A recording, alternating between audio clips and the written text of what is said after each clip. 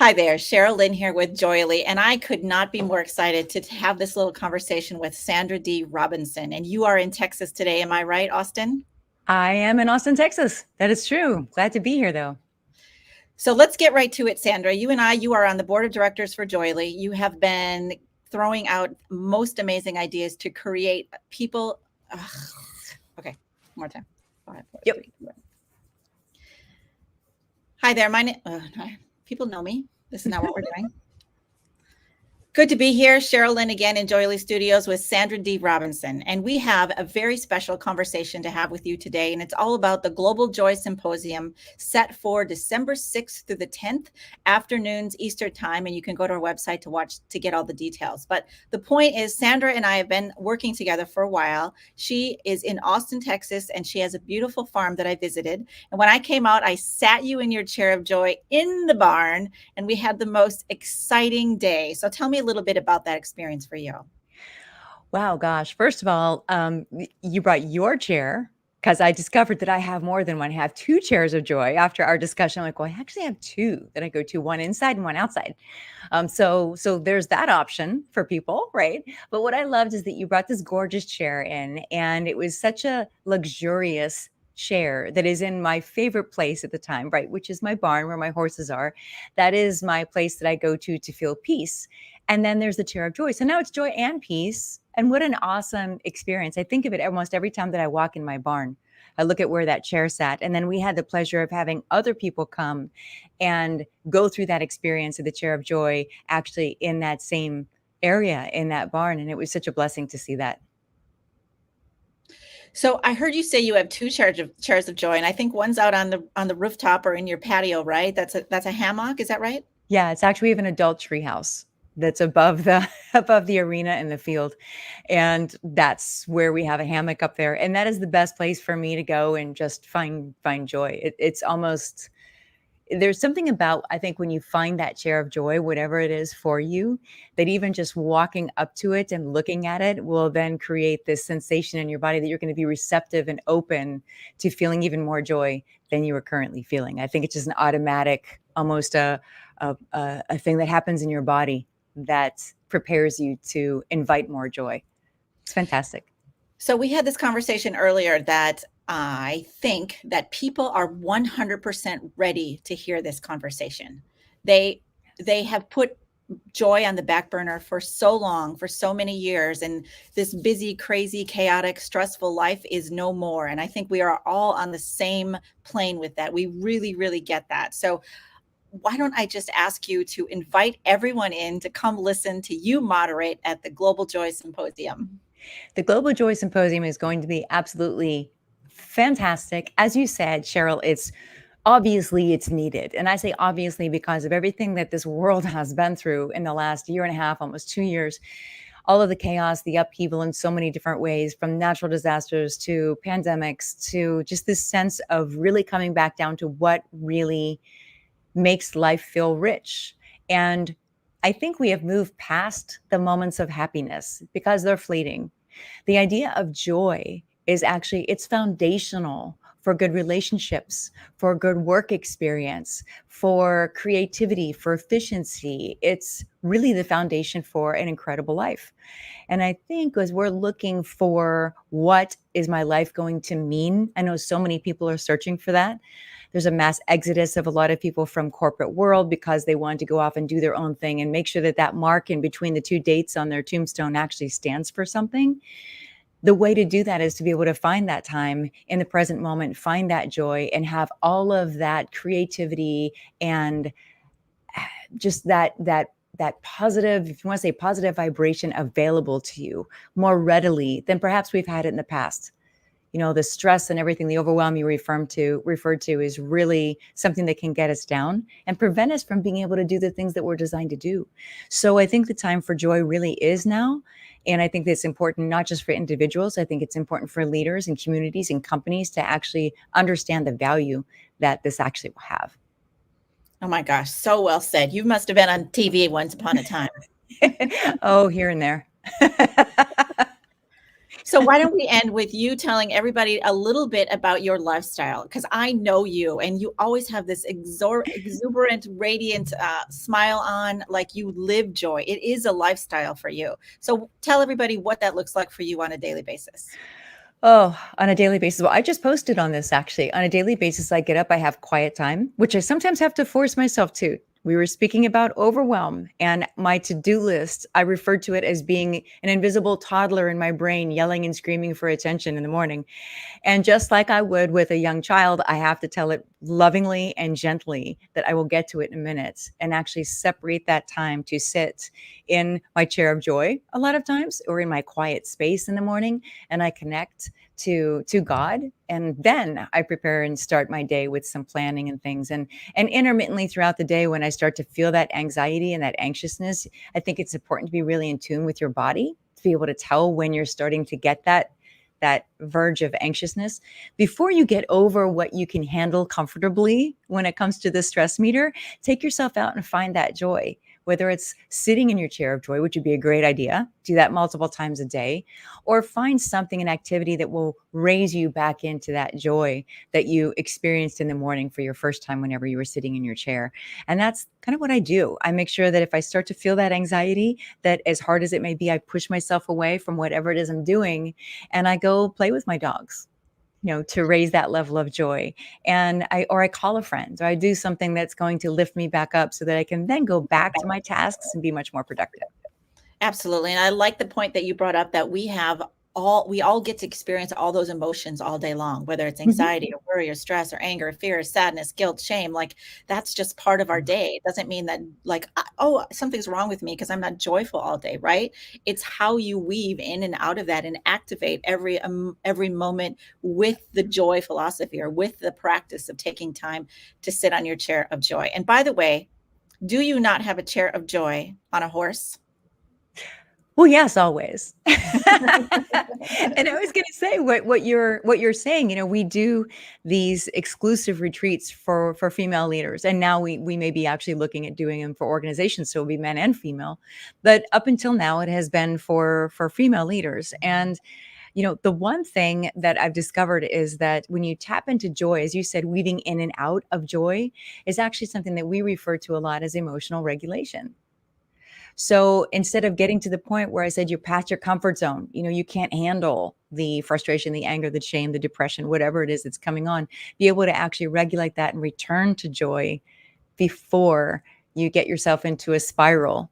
I've spent time in depression and dealt with shame, and I've dealt with all of that stuff. It's part of my story. If you ever hear me speak, you'll hear part of that. And I know how far down that can take us. It can take us out of what we're designed to do. So I'm just thrilled that I now get to incorporate the talk about joy with everything else that I'm doing. It just makes sense. So is it a skill set?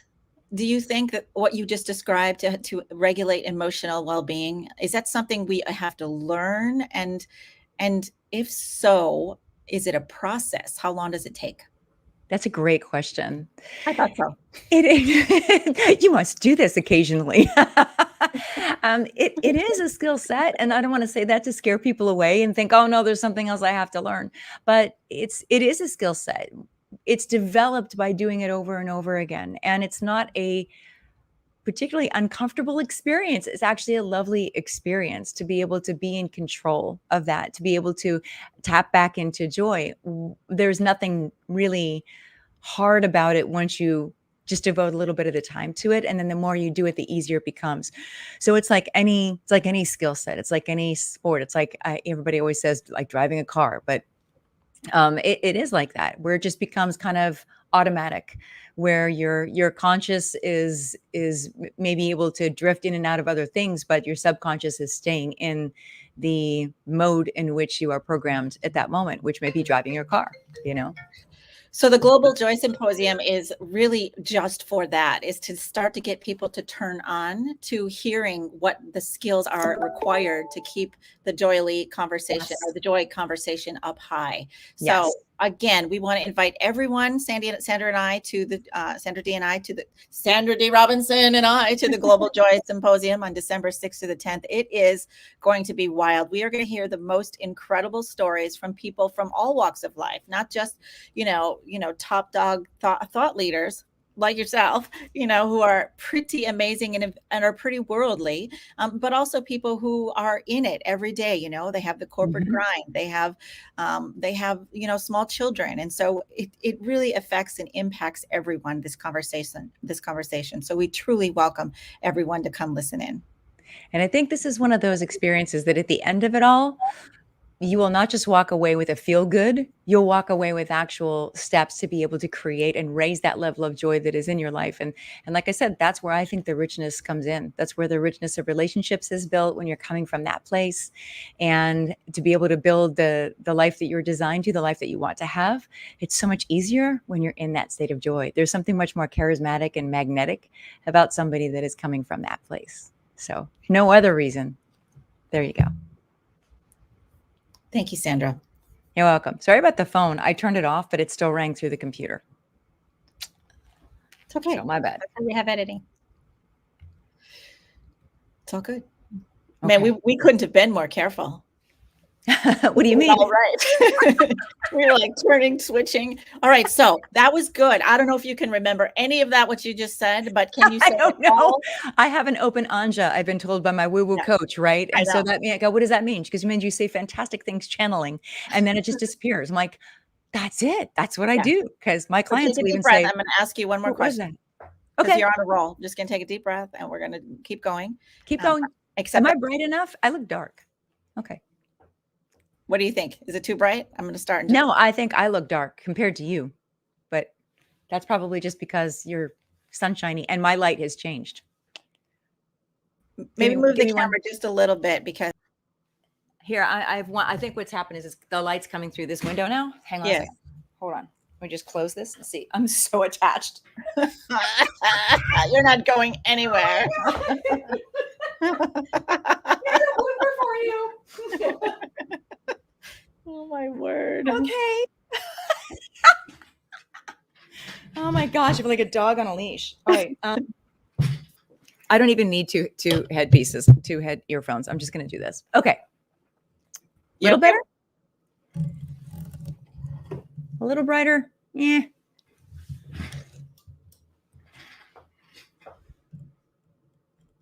All right, let's just go for it. I'm looking at your face and not the curtain, so I'm looking at you.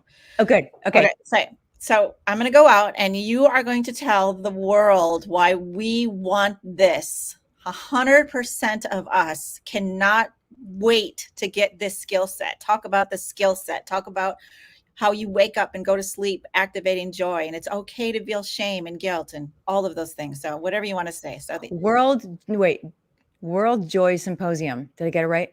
Global Joy Symposium. Global Joy Symposium. I'm going to write it down because that's the kind of thing that I will transpose under pressure.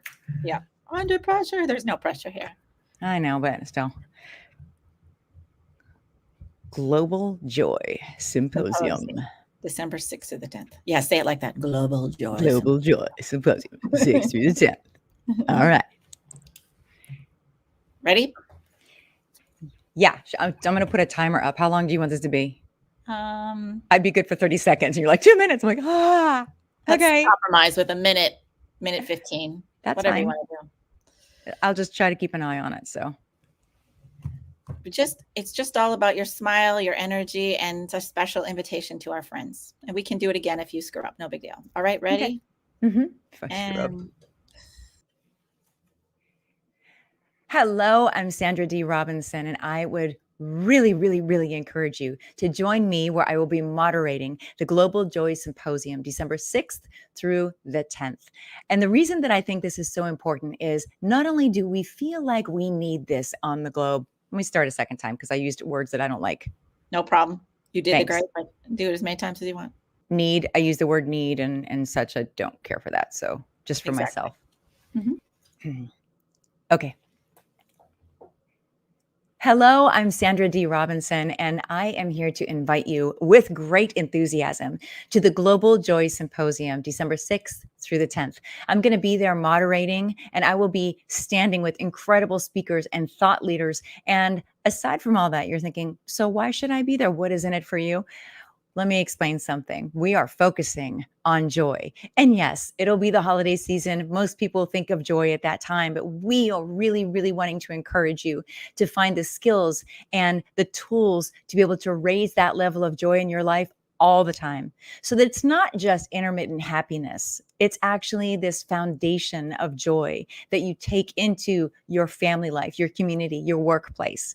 If you are a leader in any of those things, I think it is imperative that you come and join us December 6th through 10th, because this is something that can absolutely transform your business, your leadership. So there's something, as anybody that knows me knows that I've used the word charisma in my company names and in a lot of my programs. And so there is something very charismatic about somebody that leads with joy. And you know exactly what I'm talking about. The person that whenever you're around them, you just feel good. You feel like things are going to be okay. That is that foundational level of joy. And with everything that we have been through on this globe for the last 2 years or even more, I really am feeling that at this point, people are in such need of this shift. There are people that I know I have talked to that want to really step into their purpose, step into their design. And in order to do that, it takes a moment to be able to focus on where you're coming from every day. So Sheryl Lynn, who founded Joyly, talks about her chair of joy, where we're discussing that a lot and how you can implement that in your life, or even take it further than just implementing it. You can actually get to the point where you can teach it, share it with others. But that's not the focus of this. The focus is that we want to reach as many people as possible. So we want you to come, we want you to bring your friends, your family, your boss, your employees, and really celebrate joy and what it can do for you and what it can do for the planet. So I hope to see you there at the Global Joy Symposium, December 6th through the 10th. Oh my God. Oh my God. That was so good. Okay. Oh my God. I looked down and I'd gone over 2 minutes. Who are like, oh you? my God. Oh my God, who are you? Okay, you're going to have to, hold on. I need to, can I unplug? Yes. You are For the love of God. cool. Okay, I'm going there. to keep recording just because this is so fun. We'll put a few bloopers in there. I absolutely think you should. Seriously. That was one of my favorite things to do. When I used to train television hosts, this is a little known fact. Oh, here we go. That's better. When I used to train television hosts, I would do their demo reels for them. So these are the reels that they would send out to people that were hiring, casting directors and such. So they would send these reels out and they would be so professional. A lot of them were very super skilled and they had these, great professional reels. And at the end of each one of them, they would have their credit or their contact information, their agent information. It would fade to black for just a second. And if anybody stayed long enough, they could always see the bloopers at the end, which would be like a beautiful girl screaming, "Oh my God, a bug just went up my ass." That was literally one of them. Because she was standing in a field and this bug had flown up her dress. People slurring and just going over stuff and tripping. I mean, I would put that stuff at the end. And actually, it really made them seem human. And I truly think that it helped him to get booked because, she was laughing about it when she said a bug ran up her ass, and so it was very funny. I always put those things. Every Christmas, I would do some sort of a blooper reel for myself when I was teaching charisma on camera in particular, because people used to think, oh, I could never be like her. Like I never do 27 takes of anything. Yeah. So I would show them the 27 takes, stuff like that. Yeah. No, so people love it. Let's do 15 seconds and then I'll add the bloopers to this. So let's just do something for real. Okay. What do we want to do? What are we doing in 15 seconds? Let's just do I don't know, we could tell a funny story. Remember that one time? In band camp? Oh, let's talk about joy, jumping for joy. You thought of it when you were on your trampoline, remember? Oh, when I was sitting on my ball. Yes. Let's talk about that. So here we go. 5, 4, 3, 2, 1. So Sandra Dee and I had The other day when we were in our board meeting, Sandra Dee and I had an amazing conversation about jumping for joy. And it all started because Sandra was sitting on her trampoline ball, right? You were kind of jumping. I do. I flip back and forth between a chair, which I'm in now, and then one of those rubber balls, right? To kind of work on your abs, anything that I can do to help the ab area.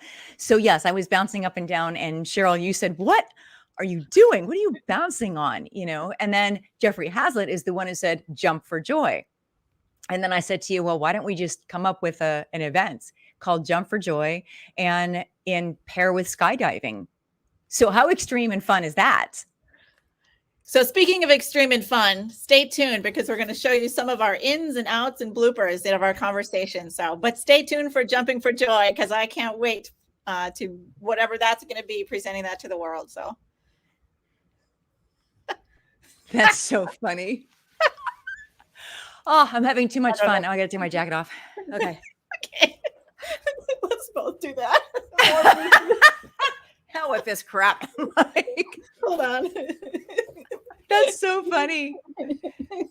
John's going to have a lot of fun. Just keep putting these bloopers in, John. This is what we want to do.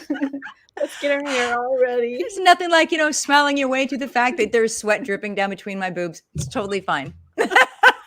Oh, that's a lot of information, my darling. Hey, it's real life. It's real life. All right, I'm going to let you go. I got to get ready for another person. I know. I've got to get these emails out and then head off to an appointment in an hour. So make sure you get in your chair of joy and get some exercise, my dear. Yeah. What are you saying? Can you see the flab that I'm sitting on? I'm talking to myself. Okay, we'll both do that. There we go. Good. All right.